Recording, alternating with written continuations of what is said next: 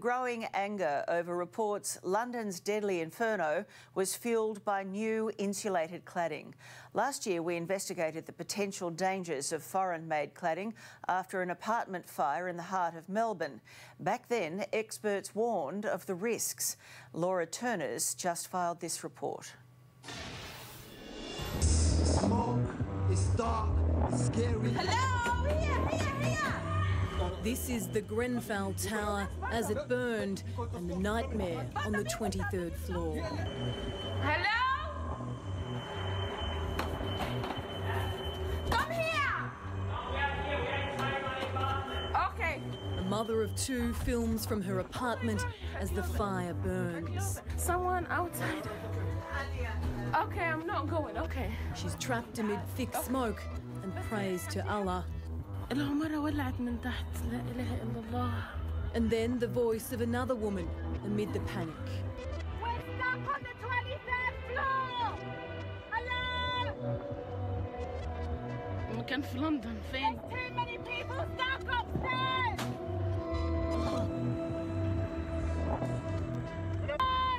That mother of two, Rania Ibrahim, hasn't been heard from since. Shock of that deadly fire has been felt across the world and here at home. The question, of course, could it happen to us? When I heard the news, it made me feel physically ill because this could just as easily have happened here in Australia. Government must become proactive instead of reactive. We don't need deaths from this product. Watch out! I've opened the window and I've lit up a cigarette and I'm smoking the fag out the window and I can hear people shouting and then someone was saying, it's getting bigger, and I thought there's something wrong here. So I've gone to the front door, looked through the spy hole, smoke everywhere. So I've gone, opened the door, I've seen all the neighbours running out, there's a fireman there, he's saying, get down the stairs, get down the stairs. Anybody who is speaking to the building, they need to ring 999. Hundreds of residents were inside that Grenfell building, and for many it was the smoke that woke them. This guy, look what he's doing. Oh my days. He's made the rope. He's made the rope from his blankets and he sent it down. There's another guy there as well. Been catching, yeah? Bro. Just been catching, and look, this guy's making. For those who made it out alive, what came next was sheer trauma. This was really horrific. There's people who were jumping out of the place. There's a man who threw two of his children. No, two of his children. Come on, man. Wow. I could have. We saw a lot, man. We saw a lot with our own eyes. We saw friends, families. We saw friends. Honestly, it's all right. You don't have to say anymore. I'm so sorry. As that London apartment building burned, questions have been raised over the cladding used on the outside of the building.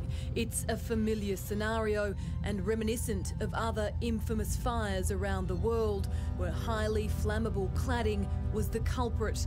It happened at Dubai's Torch building and at another in France and at our own Docklands apartment building fire in Melbourne back in 2014.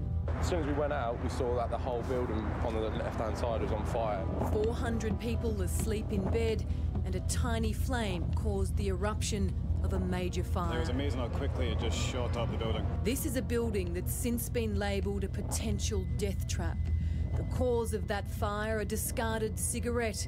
The accelerant, cheap, dangerous, highly flammable, imported cladding stuck all over the outside of the building. That cladding is called Alucobest. The ignition of this product is so intense that it's almost like a flamethrower as it goes up. Phil Dwyer is the president of the Builders Collective of Australia. This product is so inflammable that it races up a building, but also it goes down the building because it melts and drips fire down the building as well. This is a problem right across Australia. In Melbourne, the city's tallest building, the Eureka Tower, builders there use this highly flammable material in its construction. And another 51% of buildings surveyed are deemed non-compliant. In Sydney, there could be up to 2,500 buildings where Alucobest has been used. And in Brisbane, the numbers aren't so clear-cut, but we do know the high-profile case of the Igloo high-rise that was deemed uninhabitable. So why use it? Well, because it's cheap. All these states and territories have been using this product. It needs to be removed, and removed now. We've been outspoken about this, our organisation, and we've said from day one. Scott Williams of the Fire Protection Association is scathing of some parts of Australia's building industry. We've got to send a really, really clear message out there to the industry that this is unacceptable. The CSIRO has tested this type of cladding and the result was frightening. It ended the experiment early for fear the intensity of the fire would damage their equipment. And despite the Lacrosse building fire, that building is still covered in Alucobest cladding. The hundreds of people who still live there live in fear. Some of the residents are novice living here, yeah.